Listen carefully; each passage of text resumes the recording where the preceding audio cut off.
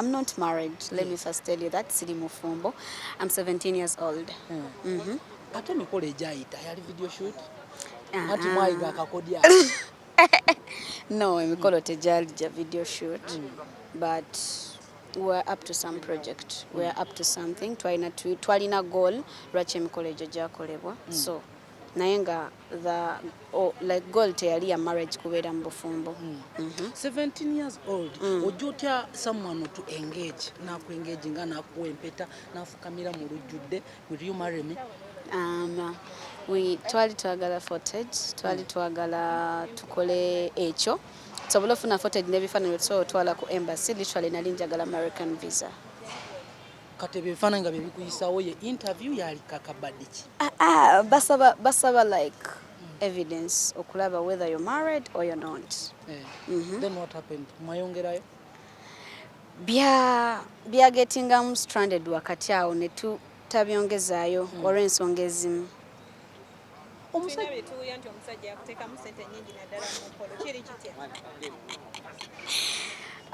Sente zo yaziteekamu naye nga ffenna twalina mission kwe twali behind that. Nti yali akimanyi nti azze kuyamba muyimbi, ayagala omuyimbi n'ateekamu nga kyateekamu ayagala kuyamba future na career ya muyimbi. Then okuva ku career n'ayagala bitwalire ddala. Naye n'enkigaana ekyo nga sobola kikkiriza. So awo ebintu we byakyankalanira then n'agamba siri ku peesi ye, ndi ku peesi ndala ate naye yali ku peesi ndala. So how old is a man? 40 something. I cannot estimate kuba simanyi myaka gye mituufu but what I know he's in 40 something. Wanonga kuteekamu? Nedda mukwano. Mama wange omusajja si atakwerera. Literally oyo omusajja yajja mu bulamu bwaffe nga maliriza senior 6. So tampererangako tansasuliranko ku school fees at any point. Are you in a relationship? In a relationship? Yes. As in? Girlfriend, boyfriend? No, I'm not dating anyone. I'm single. I'm still young. Why should I be dating at this early age?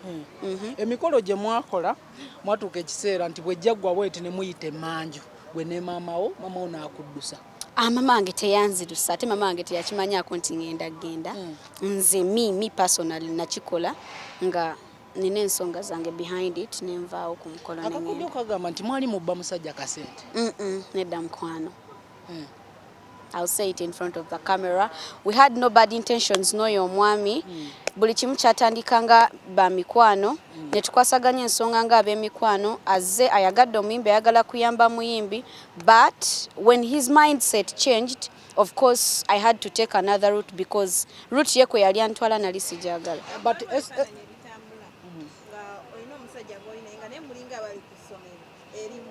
yeah, oyo mwami yomu.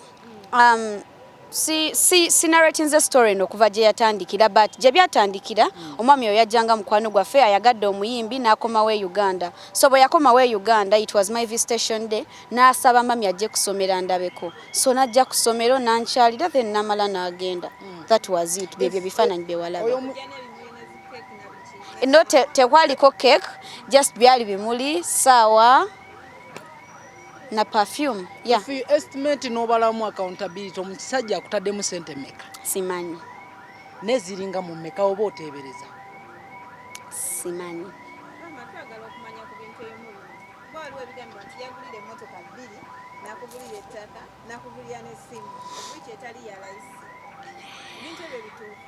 Simu eyo yemu yeeno gy'okutte gye yakugula? Yes, essimu yeeno.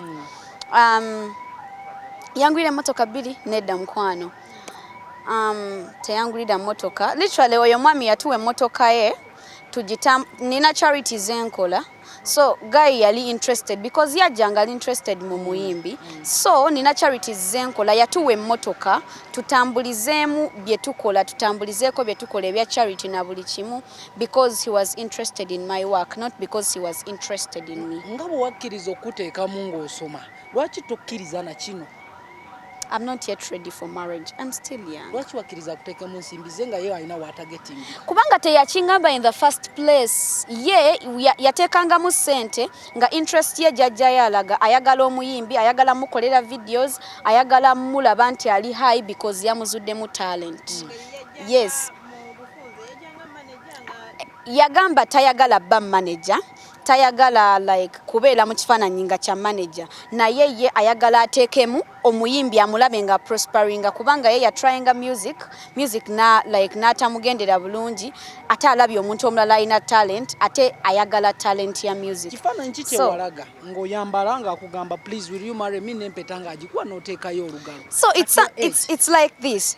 Omuntu azze akubuziza oyagala soma ki, njagala soma lo, nakugamba ama US citizen, njagala nkutwale US osome lo ennungi, n'omugamba itsoke, n'agamba but twetaaga tufune like empapula osobola ogenda ku embassy ogenda osomelewa somele mu US, and the easiest way ndowooza sinze gwe musoso kiwulirako kino, people get married for papers, right? So we had to use that route so that we could get papers. Ngende bwelu nsome. That was the main goal of it all. Ndi musiramu, so okutufuna marriage certificate bayina kuwoowa muntu. Yes. Yensonga lwaki walabawo bamashehi and people. So bamashehi mu nsonga eyo baali baze kuwoowa? Yes. Ensonga mwazikwasaganya baawoowa oba tebaatuukayo? Byatambula, process yatambula naye teyaggwa. Okay. Kati nandi yagadde kusigninga marriage certificate. Wagibuuka? Saji signing. Omusajja after that kapati akaali waawo watuukayo waka bati watuuka? Saddayo. Nenga aliyo baddeyoko. Ewe manyiyo nali mbaddeyoko nali ngenzeyoko. Ngo for how long? Tubadde mu kino ekintu nga tuli ba mikwano. Nga it's like girlfriend. It's like we had become family because yali so close ku maama wange, yali so close kufe. So we would do stuff nga tubikolanga family, we would go at his place for dinner, stuffs like that. And then after we go back home, I would go there with my sisters, ne tubelayo for a day, and then we go home. Yes. Tatange yali abimanyi but yali like yagamba yabuuza mami what if tabatwala kusomanga bw'abagambye abantu abayaye bangi, what if takikola. So mami n'agamba ono engeri gye yazzeemu ajja kikola. So daddy wange ya disagreeing and my mom was agreeing. So sinti twamusuulirira ali abimanyiko naye nga ye tabina munyo interest. Oba omusajja akasente kaweddewo ke mwali mu mwagaza n'osalawo omusuuli? Akyalina sente ze. Tokyazeetaaga? Sizeetaaga. Wangi? Yes. But this urban excitement gy'oyingiddemu and the limelight ogenda gikontrolinga otya nga ebintu by'obufumbo bitandise okyali mwana muto? Siri mufumbo. Ne ekikukubyeko oba ekigenda kikugenda okutandika okutambulirako kiraga nti wabeerako mu bufumbo, ogenda kyejjako otya? Sibeerangako mu bufumbo kubanga omuntu abaddeko mu bufumbo yabadde mu maka n'omwami nga you know, they stay together for some good time. Omuntu abaddeko mu bufumbo. I've been with my mom. Okuva ewaka nengene ntukola functions ezo on a purpose. It does not mean I've been in marriage. Yes. As your son now, Rahmah ngotumde mu kamera. Bujingo bwe yavaayo n'abaako ebigambo bye yayogera ku Teddy. Wavaayo n'okuba oluyimba. Mu mbeera eno era tulina oluyimba lwe twawulidde olupya lw'ogenda okutola oba walutadde oba lw'ogenda okuta. Oluyimba luno lutegeeza ki? Oluyimba luno baluyita ndi muwala and message erulimu era like eraga I'm a girl ensi mwendi njiraba and I'm struggling a lot obutagwa mu bikemo byansi.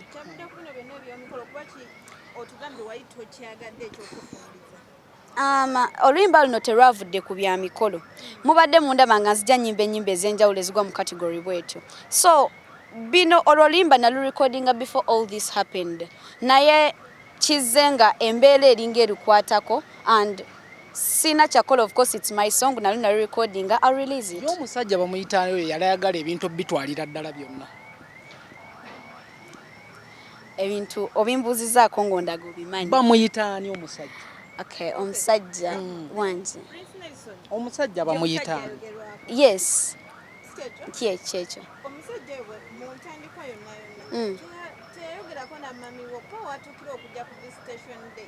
No, baali boogedde ne mami nze okutandika connectinga naye mami ye yamundaga. Kyembuuza yeah. Agambako nti njagala kino na kino Kusaidia Rahmah. Yamugamba ayagala music wa Rahmah, ayagala kutereza Rahmah mu music, ayagala ku recording Rahmah new projects, ayagala kulaba Rahmah ga prospering. As we are sign out, njagala mentioning erinnya lye ng'omugamba ng'okimaliriza kyonna. Ayagala marriage ate ayagala kuteekemu akasimbi ke konna.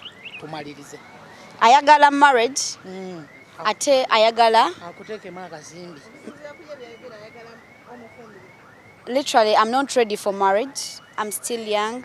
I have a future I'm looking out to. Yes. This does not define my age and this does not define my personality. Osobola okeda n'ogamba njagala eno tatu n'ogenda n'ogyekuba eba tekukyusiza mindset, eba tekyusiza personality yo. Yes. Rahmah. Tutandike? Okay, Rahmah, ekyokuwasa bagamba baleeta amahale zaali ssente mmeka? Zaali dola 15,000. Za Uganda ze mmeka? Obukadde nga 18, 17. Bwe baazikuwa n'oyitamu n'ogenda nazo?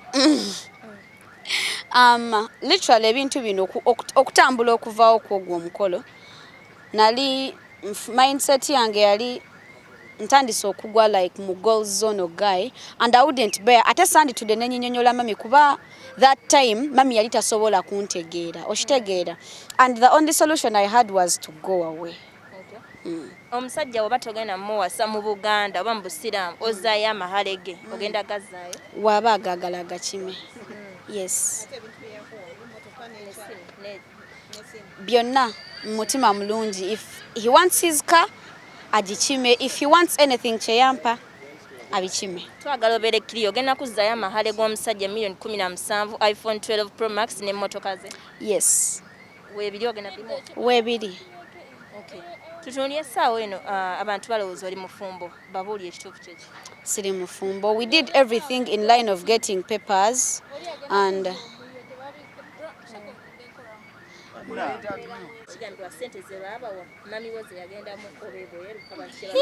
nedda mukwano si kyekyo. My mama has been traveling abadde atambula and kyali tekimwetaagisa kukwata ate sente za musajja ku traveling singa yali ayagala ku traveling nga ddala ayagala kozesa sente zoyo yandifunye ne sente ezisinga ku ezo kuba yali asobola ozimuwa kati ezo literally mama wange ezo sente teyazikwatako teyazirabanako. Talking about the age, you're too young for marriage, though wali weetaaga empapula naye oli muto.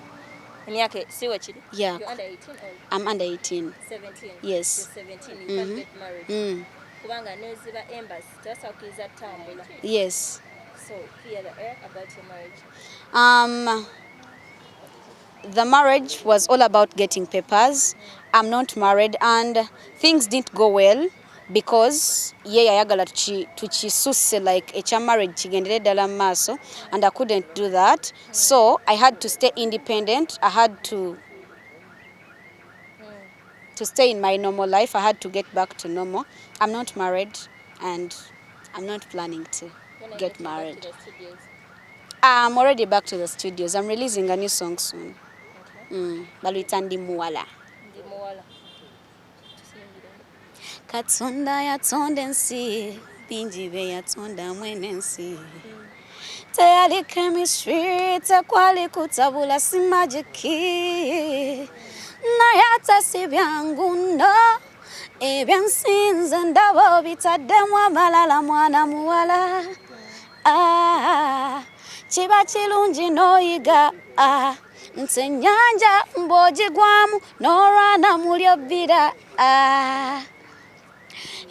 kiba kirungi n'oyiga nti ennyanja mbw'ogigwamu n'olwana mu lyobbira eyo y'ensi kati ndi muwala mmanyi ensi mwe ndiyera I will live my life tomorrow. Literally tatiisa nze but atiisa people around me. Yeah, atiisa people around me nabagamba ebintu but bijja kugwa bingi ayogera bingi amanyi okay people around me be bannemeseza oba omwagala oba something like that so I'm going on nga ba threatening but bijja kugwa.